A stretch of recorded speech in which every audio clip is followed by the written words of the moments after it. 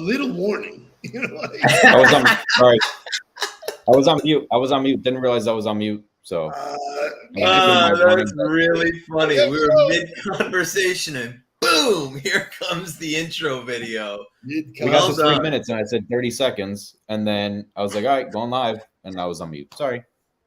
Good morning. Happy Thursday. Let's roll, baby. It was really special. Yes, I got a lot of feedback about the questions you ask yourself. You know, I had more than a few clients that I dealt with, and I said, you know, the quality of an organization is the questions they ask themselves.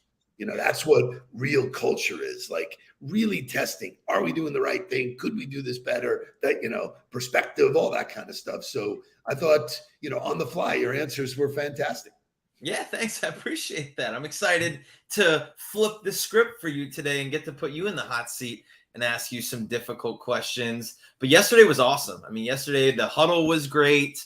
We had our last GOTB live call with everybody and, you know, pushed that in the new direction and gave everybody the what the future would look like with that. And I'm excited about it. I mean, we've obviously been talking, you know, a bunch about it, but for me, the platform that we built, you know, it is a true virtual training facility. You know, it's professional development at the highest level. It's interactive and engaging content. It's extra resources that help you implement the content. It's exercises and role plays. So I'm excited to take that community from what was a weekly call where we were getting on there and we were giving content and there was some question asking and some back and forth, really moving that to a whole new level where people can train and develop anytime they want, and they still have access to us. It's just in a different in a different way. So I'm excited about it. It's a natural evolution, but when you look at ways that people learn, they learn in an interactive way. And when you can go in the gym and interact with the weights and with a trainer potentially, you know, that's where you really get your best results, your best accountability. There will be testing inside of this platform that you can gauge yourself. I mean, there's no bullshit anymore. It's not like, do I really know it or don't I know it? And I will tell you, some of the questions stumped me. You know? Yeah. And I wrote the fucking thing. Gotta go back and watch the content again. That was good, you know. So I mean, so anyway, so I'm excited about that. I will candidly tell you that I am super excited about tomorrow because I'm ready.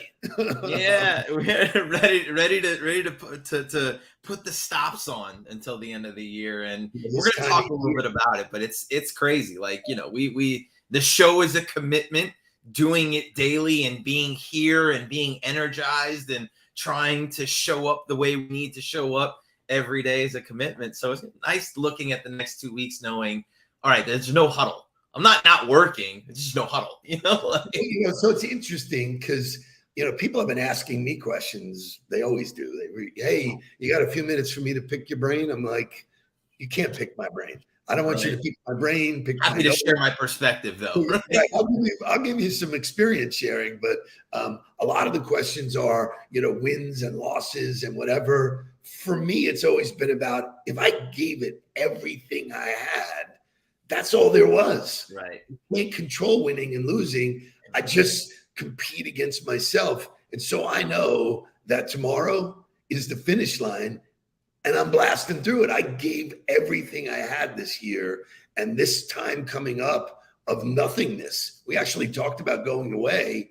And then the thought of the travel and the packing and I just want every day to be pristine. So you will see me on the beach, which is great. So I love it. Let's get this some wake up music. Let's wake everybody up. We're going to come back. We're going to talk about National Bill of Rights Day because there was some good content that we created not so long ago about the Sales Bill of Rights. We'll talk about that a little bit. We will talk about Dion because he's putting on a masterclass for people if they're not paying attention. And then we will get to the hot seat with you, Steve Nudelberg. So let's go. Let's wake up. Wake up, everybody. Get up, get up, get up, get up. Wake up. Come on.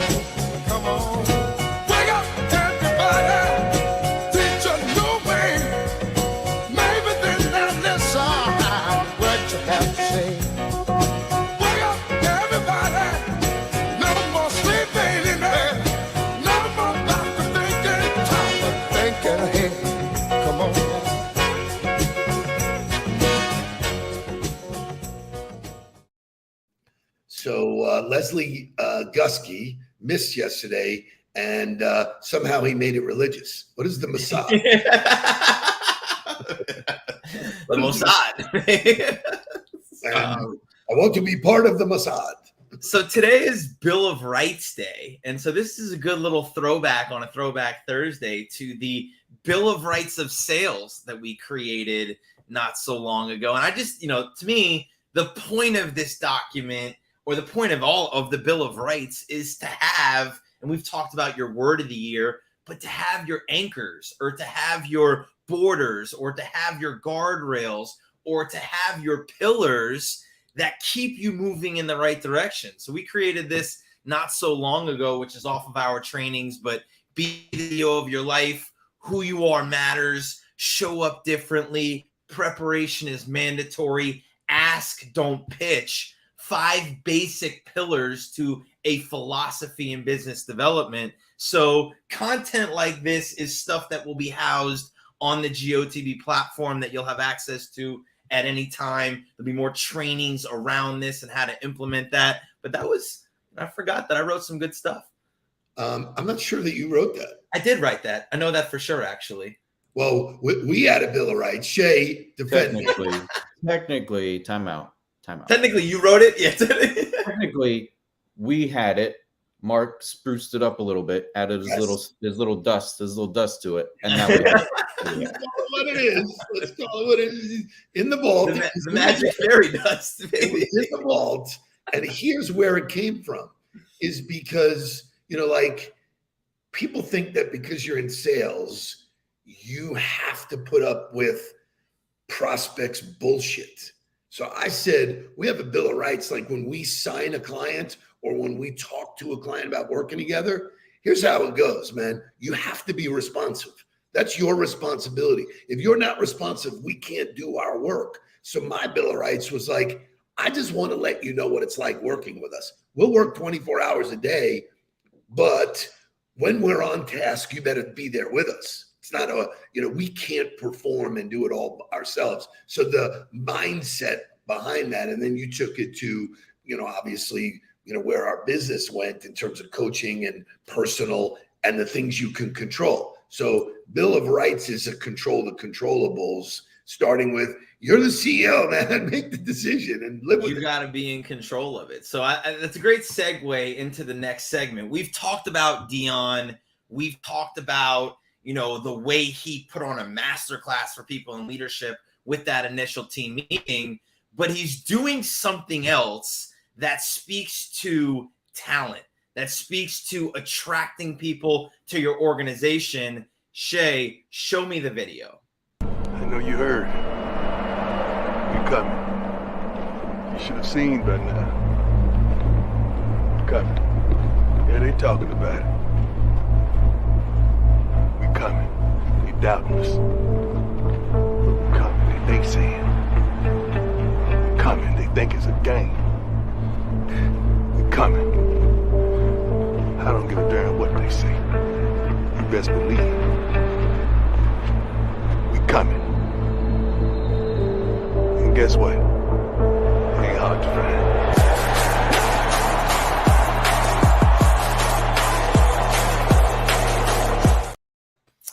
I ain't hard to find.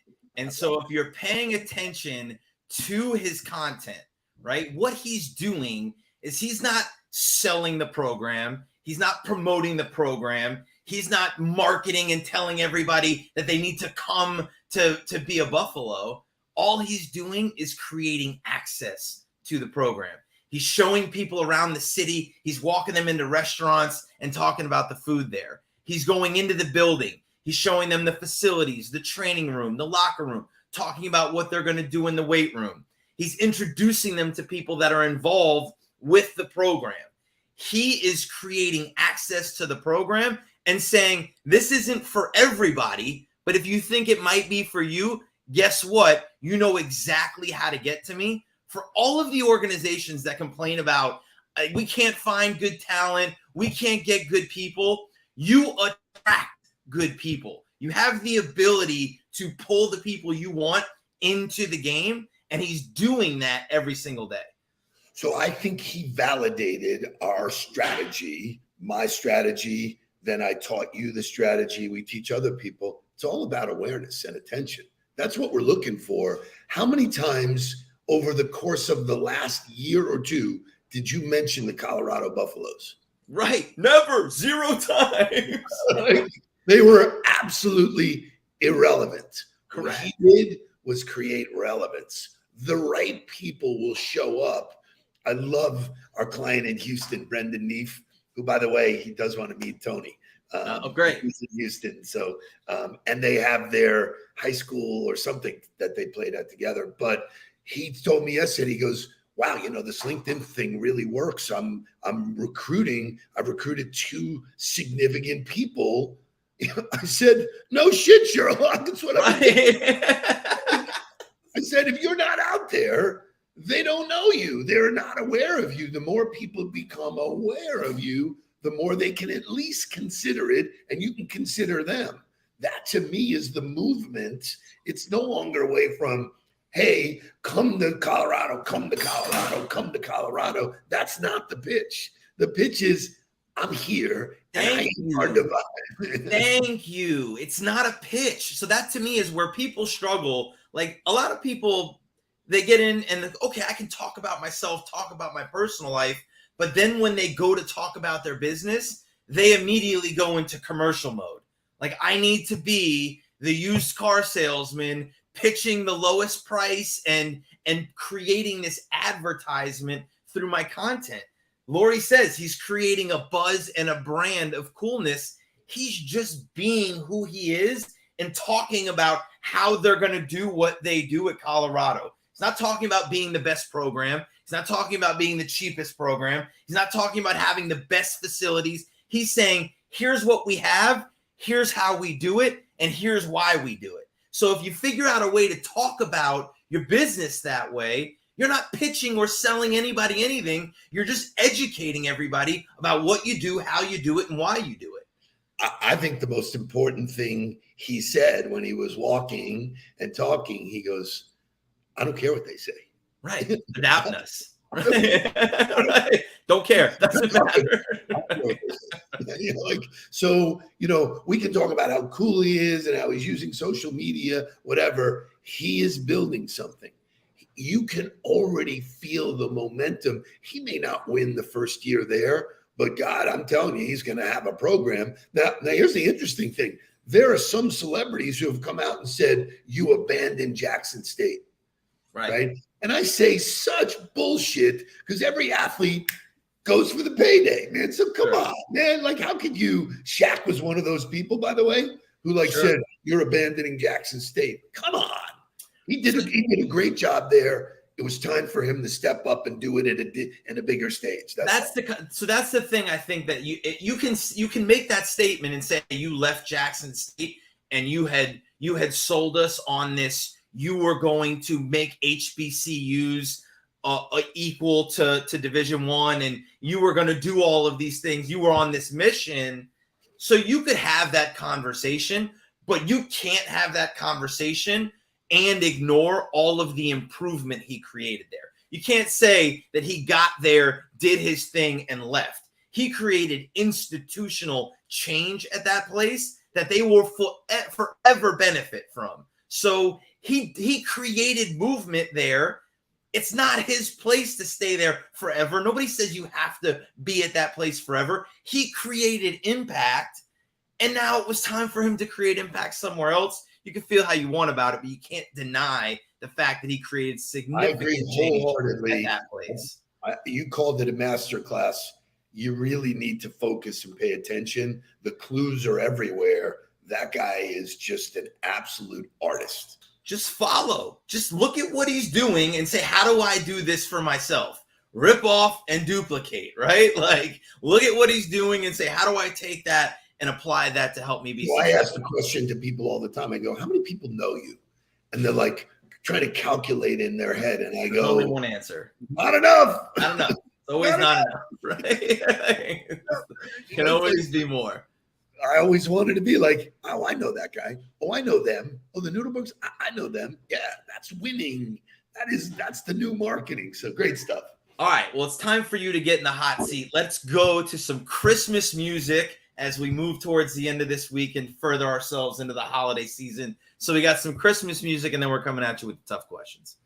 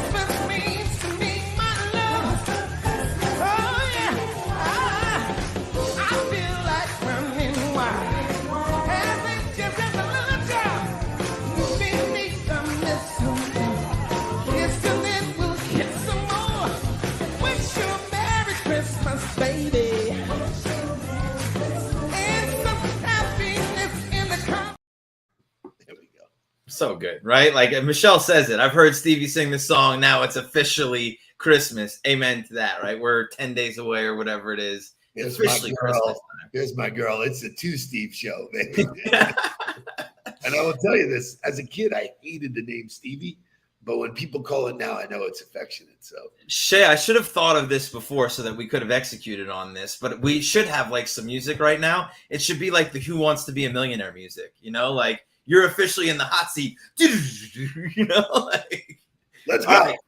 Question number one for you. That'll be 2023 editions. There you go. I love it. Question number one for you. What was your biggest win of 2022? So I have two, if that's okay, by the rules. Number one is we did 250 daily huddles. Which is, if you start out at the beginning of the year and say, hey, you want to sign up to do 250 shows at 8 o'clock every day, right.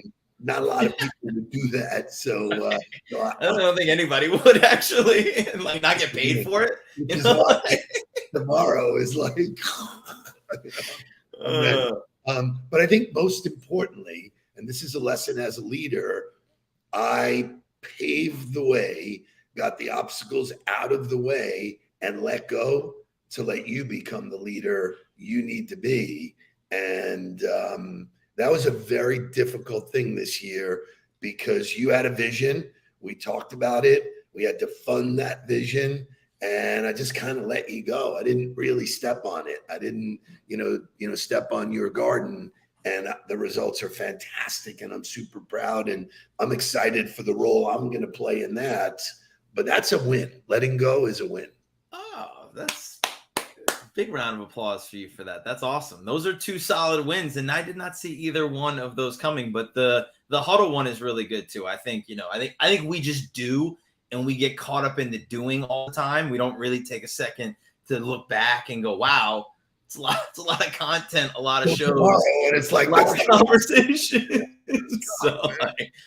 Okay. So as a counter question to that, what is the one opportunity that you feel like you missed that you could have back from this past year? So this is probably not the intent of the question. I don't feel like I missed anything. I feel like it's been an unbelievable year. Family, clients. I mean, all the things that, we talk about that I was grateful for around Thanksgiving. I'm grateful all the time. I don't really feel like I missed anything. I feel like I grabbed the brass ring and I'm super charged up to rest and come out firing again next year. So my answer would be I didn't miss anything. So do you think that's just a product of your mindset and your ability to stay optimistic, to stay in the process, to stay in the work, that you don't dwell on things that may have gone wrong or a no that you may have gotten, or because it's not like we had a perfect year and we executed perfectly on everything that we wanted to do. We had to make decisions. We had to move on from people. We had setbacks and people that moved on from us. Do you think that the way you feel about that is a product of your mindset? So I think it's all about mental conditioning, so I have conditioned myself to stay in the now.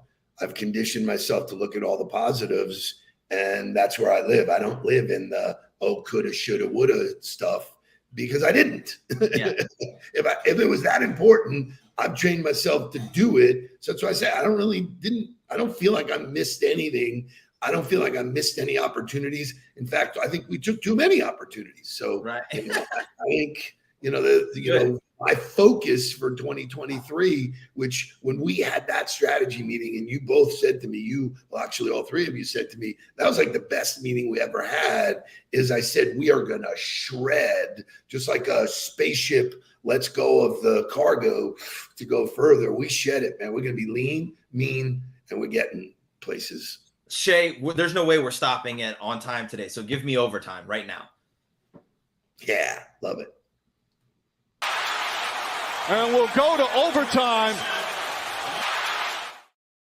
Okay, so this comes from football, right? We always graded everything out, and you had different segments: offense, defense, special teams. Individually, you had assignment, technique, and finish. Everybody got a grade in every section of the game. I'm going to ask you, what part of your life in 2022 did you grade out the highest? The highest. The highest. I would say in being available, just being, there for, philanthropy, being there for you, being there for Helen, just being there. I just think, indulging in the things that bring me joy. I think, yeah. Okay, so that's a great answer. So, you graded out highest in availability and being available for the things that bring you joy. Then my next question, which I had on here, which piggybacks off that, what brings you the most joy in your life? One thing. And this is not like the first question. You're not going to ask me the lowest? No. This, what do you mean? You just said you graded out the highest in this area. We'll get to that question. Okay. But you just said you graded out highest and focusing on the thing that brings you joy. What's the one thing that brings you joy? Question. The fact that every single morning I get to see you and see Jake and be part of something that we're building. That's a slam. I knew that was coming. That was a lock for that answer. Okay, so when you look at the prize, and I teach people this all the time, the prize is not money. Right. If you only shoot for money, you wind up empty. If you shoot for all the right things, the money follows. Yeah, 1,000%. And to me, having worked in another profession or another industry, that I was passionate about the work that we did, but not necessarily about the people I was doing it with and how we were doing it, to be able to be in a space where we're building something we're passionate about with people that we love. I don't think it gets any better. Like, I don't know how it could get any better than that. So then the next question would be, you graded out the highest in a certain area. What area of your life did you grade out the lowest? Health. I did not take care of myself the way I'm accustomed to in my whole life. And I could give you excuses that, I have arthritis in the knee and I got the 2 hernias. Surgery, right. All of that shit I used as an excuse, and I spent months not taking care of my body. And the way I was eating and the way I was drinking was just not healthy. And I thank Helen for that, because she is a constant voice in my ear going, better. You should, this is not you. And she Your accountability partner. It's a great analogy or great. So she said, I had put on like 15 pounds, and 15 pounds on me, I look like a chipmunk. Thankfully it's finally going away. She said, would it be okay if I put on 15 pounds? Would you still feel the same as me? I mean, she's like 4 foot nothing. Bing! Wow. Like, That's a bullseye. holy shit. I was like, Zing. okay. Like, no. It would For not those of you be who are okay. unsure, Pulls up, three-pointer. Bang! Bang! It's good. it's an absolute bang, Shay. Well done. For those of you who are wondering what it's like to be with Steve Nudelberg or what it takes to be with Steve Nudelberg, that is what it takes right there. So off of that, because I feel like this is a part of the process of developing your plan for next year, you evaluate, say, I graded out really high here. I know I need to continue to do those things. I graded out really low here. What's your plan of action, or how do you put in, the things you need to put in place in order to ensure that you don't grade out the lowest in health next year? So, I did that video a while back on a Sunday afternoon about momentum. And I was saying, don't wait, da, da, da, da. And I got done doing the video, and then we posted it. And I was like, I'm not doing that. I'm completely full of shit. I got to start now. And so I cut drinking out. And like Jake looked at me and he goes, in December? And I go, so Yep. this is just who I am. If it's really, really, really hard, it's easier for me to do. Right. Yeah. It's more enticing, all right. Challenge I feel better. I'm sleeping better. We have Jerry Latrento's holiday party Saturday night, and I know I'm going to show up feeling right.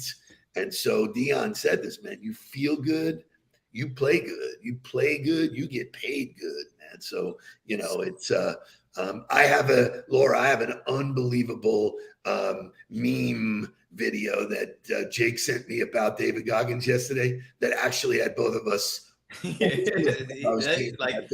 What he talks about is great. Like, his philosophies are awesome, but the way his delivery and his persona is funny. It's hard for me not to laugh at. If you don't know David Goggins, find out before tomorrow's show, because you will love it. So I would say the next question I want to ask you then is, in order to be great in health, you have to cut out certain things. You have to do certain things. You are maniacal about discipline, more than anybody that I've ever met. And there's no way that you love doing every single thing that you have to do in order to be successful. So what is the one thing that you do that you don't like to do, but you have to do? So a part of staying in shape, being in shape, is you have to mix up your workouts. So I'm back to you doing weights, and my trainer's like, dude, man, you're built. I said, I was built. It's coming back, but you got to mix it up with cardio. And I fucking hate cardio. I'm bored to tears, man. So, like when I saw, Helen's son run the marathon, he like came up to us at mile 16, grabbed some water or whatever. And then he like took off again. And I go, he's got 10 more miles to go, man. I'm like, so for me, I am looking for ways to engage in cardio that are not just flat out running. Right. So I'm doing, like this week I did intervals of 12 incline at 6 for 30 seconds, and then push-ups. And then I did that 10 times, and I almost had to call the hospital. There you go. So you're finding a way to get it done. But cardio is the thing, or doing that kind of workout is the thing that you absolutely do not like doing. All right. Final question for us to end on. I think it's a great question to end on, because we give tons of perspective, tons of experience, tons of actionable content year round. But if you had to give somebody one piece of perspective, one thing that they should focus on in order to help them be successful, not a plethora of things, you can only deliver them one piece of perspective. What is it? Own the morning. Own the morning. Thank you. It's It's a no-brainer. It's a no-brainer. So I'm dealing with a new CEO who just jumped on as a client. And, part of what our dialogue was sort of, how do you stay out of the funks, And I said, have you ever listened to affirmations? And she like sort of was puzzling, like, what do you mean? And I go, I give myself a steady diet of drinking it up. Affirmations, in the morning, program my brain for success. And it's not, that like Stuart Smiley shit from Saturday Night Live. It's not that hokey crap. This is some real deep, stuff with the right music and the right voice that's pouring into me. And I think that advice comes from Popeye. When Popeye was fearful and doubtful and afraid, and his spinach, he found his spinach. And so I think, the idea is that, and this is a fact, your fear hormones are at its highest in the morning. If you nip them in the bud and you find what your spinach is, which is reading, writing, running, food, video, music, whatever it is, whatever your elixir is, if you own the morning, the rest of the day takes care of itself because you've created that momentum. And so I agree with Virginia. Own the morning. That is a new Huddle phrase. We've got 1% better. Oh, we do own the morning. Better. That's own the morning. That is what we do at the Nudelberg Daily Huddle. We help you own the morning. Well done, sir. And by the way, I will tell you, this works two ways. The fact that this is something we do, you never see us down because it's just not how we show up. This is training. This is mental conditioning, getting ready, putting the content together, and having joy in delivering it. It is absolutely a treat. And I would tell you this, if you are enjoying being a part of the Nudelberg Daily Huddle, then you will absolutely enjoy being a member of the Get on the Ball community. The platform, the content, the exercises, the training and development is all there. So if you are interested, if you want to take the huddle beyond the huddle, don't hesitate to reach out to me. Let's have a conversation about it. Well done today, sir. Excellent work. We will see you tomorrow for the final huddle of 2022. Final funnies, man. We're just going to talk countdown. Let's get down to business. It's going to be fun. I got topics that mean absolutely nothing. Let's go. Please don't worry about me. I'm about to let my heart speak. My friends keep telling me to leave this. So let's get down to business. Let's get down to business.